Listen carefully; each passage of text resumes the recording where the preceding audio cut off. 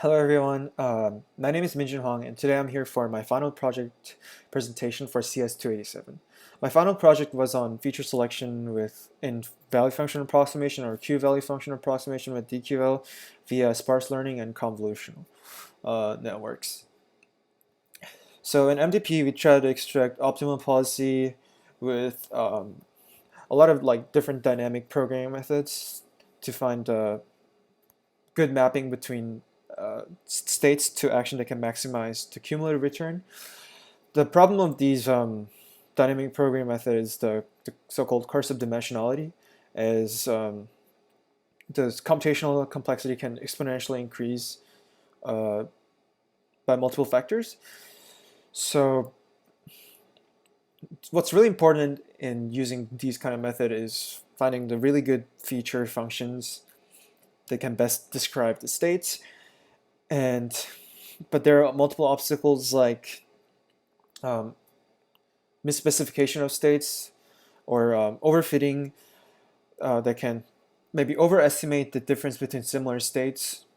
Or another big issue is that we often have to come up with custom feature function that describes the states, like in Tetris, number of holes or maximum height of current states can be the custom features. But we wanted to see uh, what can we do, like unsupervised method to extract features while still can be while still solving the previously explained issues. So we decided to use sparse learning methods and also sparse learning methods and um, using DQL with convolutional net with entire state space so that we can reduce the dimensionality but also distinguish pattern within the state. So yeah, for feature selection, we used principal component analysis with sparsity constraint. There are different variations of it based on use L1 norm or L0 norm, but we decided to use L0 norm because it directly sets constraints on cardinality of this feature vector, and that is done by a power iterative method, as we can see in the screen, which is pretty much thresholding the value and projecting it back to the L2 norm bowl. And iteratively doing this, we can get the sparse principal component or features in this case. So how do we integrate this on value function? Value function approximation is that we try to explore a lot of states as much as we can possible, and then after getting those states, we compute the sparse principal component from the state data matrix so that we can find the features that can best explain the variance between states. And by simply dot producting it into a new input state, that are the features, those are the feature functions in our case. And we briefly talk about convolutional work on DQL and the experiments.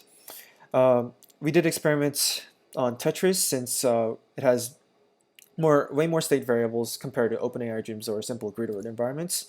And first experiment was on comparing whether custom functions like bumpiness or number of holes in the state or height, or we can using a sparse principal component as a feature vector and then try to see the performance. And we see the performance is actually similar, whether using actually like L1 penalized version of it in the lasso version or like linear regression version.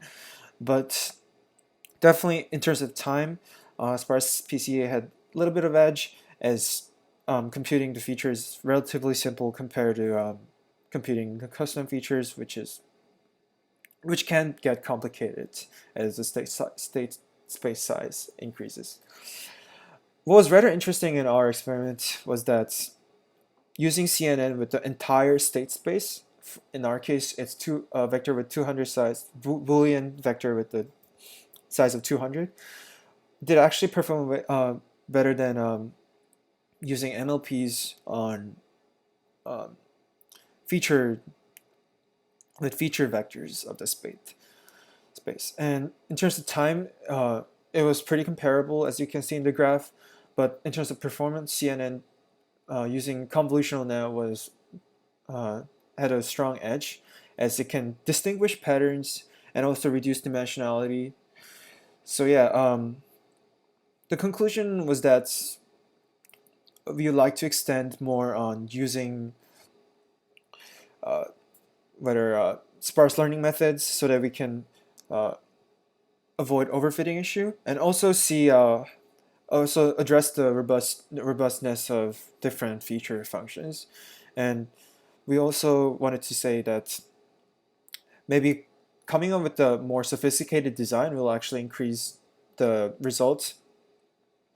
And using CNN was definitely had an edge, as we can still use entire space, but then we can reduce the dimensionality and distinguish features. All right, thank you for listening to my presentation. Thank you.